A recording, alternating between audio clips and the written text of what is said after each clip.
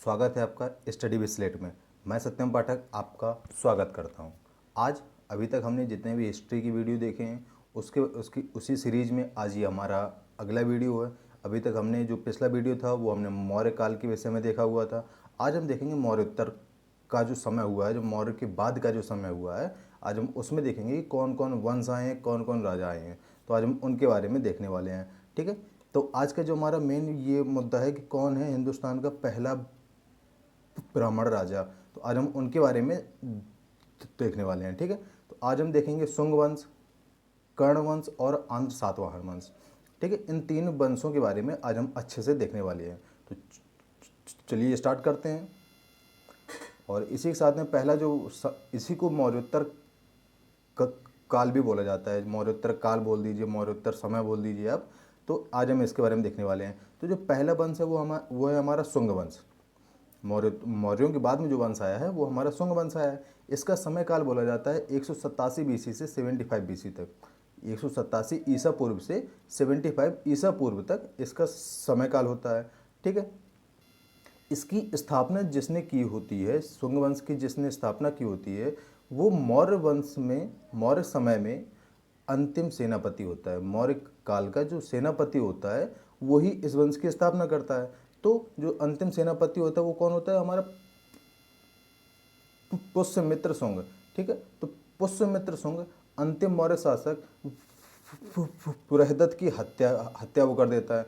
अंतिम जो मौर्य शासक होता है उसकी हत्या करके जो उसी का सेनापति होता है वही अपने वंश की स्थापना वो कर देता है और अपने ही नाम से, शुंग नाम से ही शुंग वंश की स्थापना वो कर देता है। ठीक है, तो चलिए अब इनके बारे में देख लेते हैं कि इन्होंने कौन कौन से काम किए।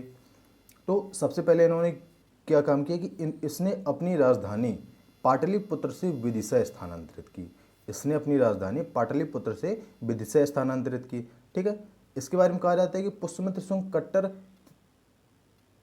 ब्राह्मणवादी था। ठीक है, कट्टर हिंदू हिंदू राजा था और इसी को पहला मतलब कट्टर ब्राह्मण राजा बोला जाता है। और वो क्यों बोलते हैं उसके बारे में अभी अभी हम देखेंगे। इसने 2 अश्वमेध यज्ञ का अनुष्ठान करवाया था। इसने 2 अश्वमेध यज्ञ का अनुष्ठान करवाया था। ये क्वेश्चन सीधे सीधे आता है कि किस राजा ने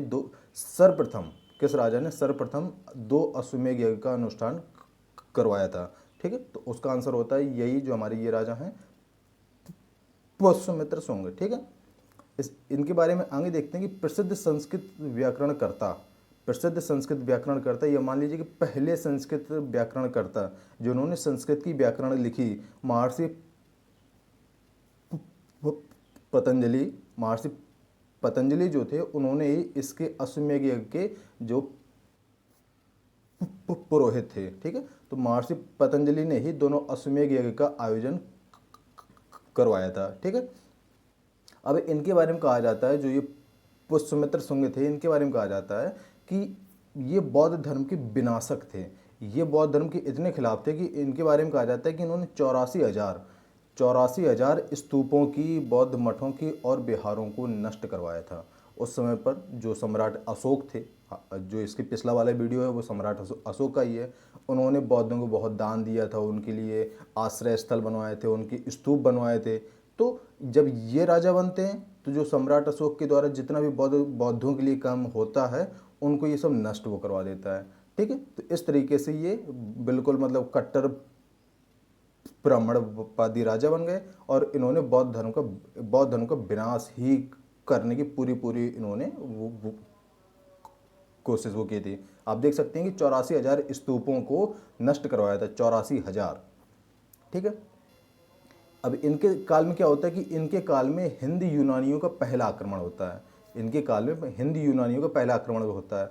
हिंद यूनानी कौन थे इसके बारे में अगला वीडियो जो आएगा वो इन्हीं के ऊपर आएगा, तो हम उसमें अच्छे से इनको देखेंगे। ठीक है, तो जो हिंद यूनानियों का आक्रमण होता है, लेकिन जो ये राजा होते हैं ये राजा हिंद यूनानियों को हरा देते हैं, भगा देते हैं। ठीक है, तो ये राजा काफ़ी अच्छे राजा थे, इनकी फौज भी काफ़ी अच्छी थी। ठीक है, इसके बाद में जो अगले राजा बनते हैं वो इन्हीं के सुपुत्र जो होते हैं वो बनते हैं और जो उनका नाम होता है अग्निमित्र शुंग।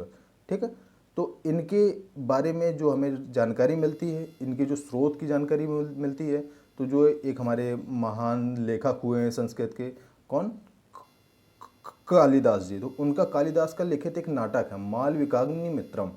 ठीक है, उनका नाटक है मालविकाग्नि मित्रम। ये नाटक भी सीधे सीधे आता है, इसको भी आपको याद रखना कि कालिदास द्वारा रचित नाटक कौन सा है, मालविका अग्निमित्रम। तो इससे इनके बारे में जानकारी मिलती है। मतलब कुल मिला के ये जो नाटक लिखा हुआ है वो इन्हीं राजा के ऊपर लिखा हुआ है। ठीक, अब ये देखिए, ये काम वो करवाते हैं कि इसने बौद्ध धर्म को संरक्षण दिया था। जो ये पुष्यमित्र शुंग का सुपुत्र होता है अग्निमित्र शुंग, इसने बौद्ध धर्म को संरक्षण दिया था एवं सांची स्तूप की मरम्मत भी करवाई थी। ठीक है, तो जो ये होते हैं अग्निमित्र शुंग होते हैं, इन्होंने सांची स्तूप की मरम्मत करवाई थी। ठीक, इस वंश का अंतिम शासक जो होता है उसका नाम होता है देवभूति।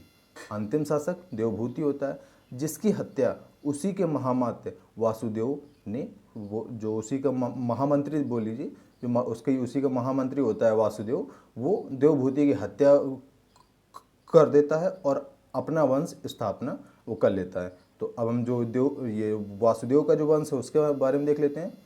उसको बोलते हैं कर्ण वंश। ठीक है, इसका जो समय काल हुआ है वो 72 BC से 28 BC तक हुआ है। ठीक है, इनका जो समय काल हुआ है 72 ईसा पूर्व से 28 ईसा पूर्व तक हुआ है। ठीक, इस वंश की स्थापना वासुदेव ने शुंग वंश के अंतिम राजा देवभूति की हत्या करके की। वही हमने अभी जो पीछे देखा वही है। इस वंश का अंतिम राजा सुशर्मा हुआ है, जिसकी हत्या मुख ने वो कर दी थी। इस जो ये वंश है इसमें सिर्फ स्थापना करता और जो अंतिम राजा है उन्हीं के बारे में हमें देखना है, और इनके बीच में कुछ भी देखने लायक नहीं है।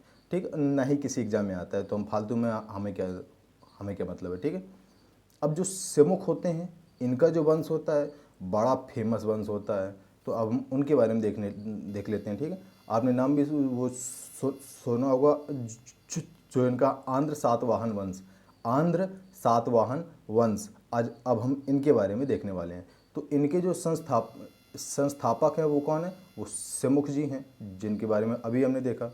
और इनका जो समय काल है वो हमारा 28 BC से 3rd सेंचुरी तक है। मतलब 28 ईसा पूर्व से 3री शताब्दी तक का जो समय काल है वो आंध्र सातवाहन वंश के जो राजा हुए हैं उनका समय काल है। ठीक है, तो इनके जो संस्थापककर्ता होते हैं तो वो भैया जिन्होंने हत्या की वही इसके संस्थापककर्ता होते हैं। तो जो सिमुख जी होते हैं वो इसके संस्थापककर्ता होते हैं। इनकी जो राजधानी होती है वो महाराष्ट्र का प्रतिष्ठान नामक शहर होता है। जो आंध्र सातवाहन वंश के जो राजा होते हैं उनकी राजधानी महाराष्ट्र का प्रतिष्ठान नामक शहर होता है। आप वर्तमान समय में अगर देखेंगे तो महाराष्ट्र का औरंगाबाद जिला, जो कि अभी औरंगाबाद नाम है, पहले उसका ये नाम था। ठीक है, अब इस वंश के पहले महान शासक सातकर्णी फर्स्ट। ठीक है, इस वंश के जो पहले महान शासक थे वो उनका क्या नाम था, सातकर्णी फर्स्ट थे वो। इन्होंने 2 अश्वमेध यज्ञ और एवं एक राजसूय यज्ञ करवाया था। ये सातकर्णी फर्स्ट थे, इन्होंने 2 अश्वमेध यज्ञ एवं एक राजसूय यज्ञ करवाया था। ठीक है, अब जो द्वितीय महान शासक थे वो कौन थे, हॉल थे। जो दूसरे महान शासक थे हॉल थे, इन्होंने गाथा सप्तशती की रचना की है। जो दूसरे महान शासक थे हाल थे और इन्होंने ही गाथा सप्तशती की रचना की है। गाथा सप्तशती के बारे में आप सभी लोगों ने पढ़ा होगा, आप सभी लोग जानते होंगे उसके बारे में।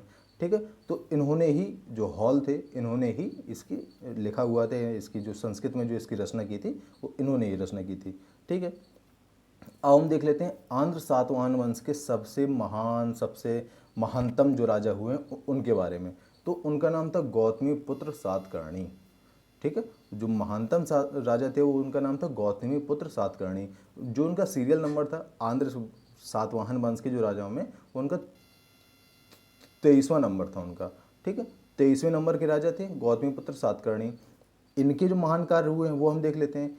इसने शीशे के सिक्के चलवाए थे, इसने। ठीक है, इसने ब्राह्मणों को भूमि दान की परंपरा शुरू की थी। इसने ब्राह्मणों को भूमि दान की परंपरा स्टार्ट की थी, इसी ने स्टार्ट की थी। ठीक है, इसने माता का नाम अपने नाम के पहले लिखने की परंपरा भी स्टार्ट की थी। आप जैसे इसका नाम देख रहे हैं गौतमी पुत्र सातकर्णी, तो गौतमी इनकी माता जी थी, तो इन्होंने ही इस तरह की परंपरा स्टार्ट की कि गौतमी का पुत्र सातकर्णी, जो भी राजा होगा अब इसी तरीके से नाम लिखेगा। तो इनके बाद में जितने भी राजा आए हैं आंध्र सातवाहन वंश के, उन्होंने इसी तरीके से अपना नाम लिखने की वो की है। ठीक है, तो ये काम इनके थे, तो भैया महान तो थे ही, क्योंकि इन्होंने इतना बड़ा जो अपना नाम के आगे माता जी का नाम लिखना स्टार्ट वो करवाया। ठीक है, तो ये थे हमारे महानतम शासक। अब हम देख लेते हैं अंतिम महान शासक। ठीक है, अंतिम महान शासक जो थे वो थे वशिष्ठी पुत्र पुलमावी। जो अंतिम महान शासक थे वो कौन थे? वशिष्ठी पुत्र पुलमावी थे, जो कि 24वें नंबर के थे, मतलब इन्हीं के सुपुत्र थे। जो इन्हीं के सुपुत्र थे वो अंतिम महान शासक थे। इसके बाद में कोई भी राजा महाराजा हुए हैं, लेकिन इतने महान नहीं हो पाए हैं। तो जो 24वें नंबर के थे वशिष्ठी के पुत्र थे, इनके बारे में कहा जाता है कि पहले आंध्र सम्राट यही थे। पहला आंध्र सम्राट इनको ही कहा जाता है। ठीक है, इसके बाद अंतिम शासक पुलमावी थर्ड, जो आंध्र सातवाहन वंश है, इसके जो अंतिम शासक हुए हैं वो हमारे पुलमावी जो तीसरे नंबर के हुए हैं जो हुए हैं। ठीक है, तो ये तो थे हमारे आंध्र सातवाहन वंश के राजा। तो मौर्योत्तर समय में जो समय मौर्योत्तर काल जो आया है उसमें सिर्फ जो वंश आए हैं वो सिर्फ 3 ही आए हैं, शुंग वंश, कर्ण वंश और आंध्र सातवाहन वंश। ठीक है, तो इनके बारे में अब हमने देख लिया है। अगला वीडियो जो आएगा वो मौर्योत्तर काल में जो विदेशी आक्रमण हुए हैं, जिसमें आपके शक आएंगे, कुषाण आएंगे, पहलव आएंगे और हिंद यूनानी आएंगे, उनके बारे में हम अच्छे से देखेंगे उनके बारे में। ठीक है, तो अगर आप यहाँ तक आए हैं तो लाइक, सब्सक्राइब और कमेंट जरूर करिए और जय हिंद।